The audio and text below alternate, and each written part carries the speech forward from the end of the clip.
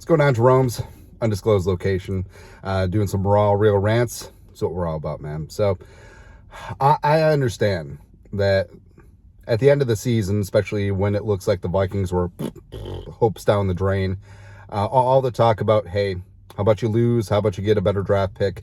And we're still on that wall. Every game counts. It's good for the culture, man. And you saw, like, post game, Nick Mullins almost in tears, thinking that he let his team down. That's how much it means. And I mean, on paper, sure, would you like your team to lose a game? Maybe enhance the draft pick? Maybe, but it's not a guarantee for success. I mean, if you don't trust your scouting department or GM to make the right decision, what's the point? It's never going to work out anyway. And we always point to the Ravens. I mean, the Ravens are always at the back end of the first round. If they even take a first round pick, sometimes they trade out.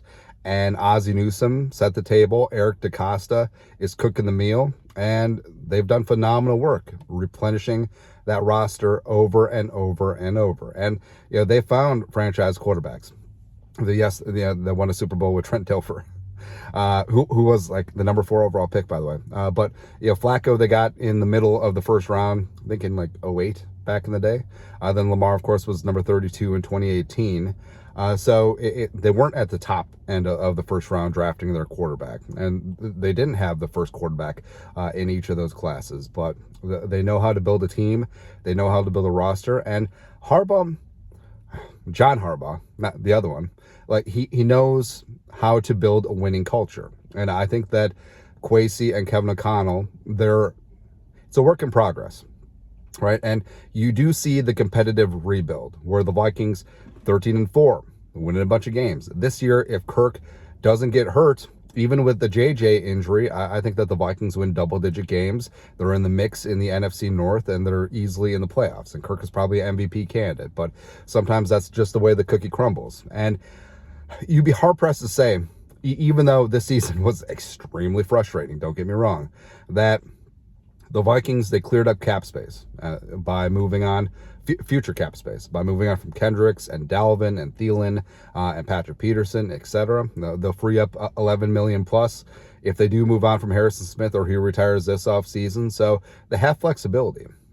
And the whole thing about it is, like, this isn't Madden. This isn't, you have the worst team in the league, you get the number 1 overall pick, and then all of a sudden you rise like a phoenix. Like, organizations don't just flip a switch and learn how to win. You look at the Jets for years. You look at the Giants ever since their 2011 Super Bowl. You look at the Browns for a long time before Stefanski got there. You look at the Lions for a long time before Dan Campbell, Brad Holmes got there. Is that it's very difficult once you get at the top of the draft. Look back at the drafts for the last 20 years. It's the same damn teams up at the top over and over. So again, the higher you pick does not mean the better player, does not mean a better organization. It's all about structure. And we always say, you pick where you pick. And some may see that as flippant and dismissive, but it's true. You can find quality players at any stage of the draft, and if you're blowing draft picks or you pick the wrong guy up at the top, it hurts more, and it's even more noticeable, right? And if you're making bad trades, if you're signing bad free agents, doling out bad contracts, have dead cap, that's another hit against you. If you're constantly just making change because you can't find the right GM, you can't find the right head coach, that's on you, man. It's on you. So even though we're not immune to it too, like we've definitely had our frustrations with Kwesi and Kevin O'Connell at times. Do we think that they're the right guys for the job? We're going to find out. I mean, next year is the make or break season because, injuries or no injuries, year 3, got to get something going. We have to be progressing. We have to get on going. Otherwise, what is the point? Are we progressing towards potentially winning a Super Bowl? And that's the whole thing too, is like, you just want to tank and then all of a sudden become a good team. That doesn't happen. It's all about building culture. And you look at the way that these guys have learned to win close games. Well, in 2022, not so much in 2023. But the nucleus, the young nucleus getting together and taking keys from leadership like Kirk Cousins, like Justin freaking Jefferson. I love how he stepped up as a vocal leader over the last couple of years, even when he's been hurt. And he is going to set the tone for the entire team because he is the superstar. He is the talisman. He is the Michael Jordan of the squad. And he is going to be the guy that every other player on this team takes their cues from going forward. And all Justin Jefferson wants to do is win. And even though there's a lot of things up in the air for the Vikings this off season, I'm looking forward to it because Kwesi and Kevin O'Connell have to get it right at the quarterback of the future spot. I think that sticking a pick in at 11, you could have your choice of quarterbacks, or if you fall in love with one singular guy, go up and get him. I mean, damn, F your mom, F your picks, F whatever, just go get your guy. And, you know, it starts and ends with the quarterback position. And I do want Kirk back. I do want them to draft a quarterback high. I do want them to rebuild the trenches. And I do want them to get after it, man. Because you could say, well, just be bad for a couple seasons, rack up high draft picks and go from there. Not everything's guaranteed, man. And this may be like morbid and really like self-reflective, but you only get so many seasons on this planet, right? And it may be trivial to measure your life in football seasons, but it is true. No matter how you cut it, you only have so many summers, you only have so many birthdays, you only have so many anniversaries, you only have so many whatevers, right? And you only have so many football seasons, and you want your team to be successful. You want them to win.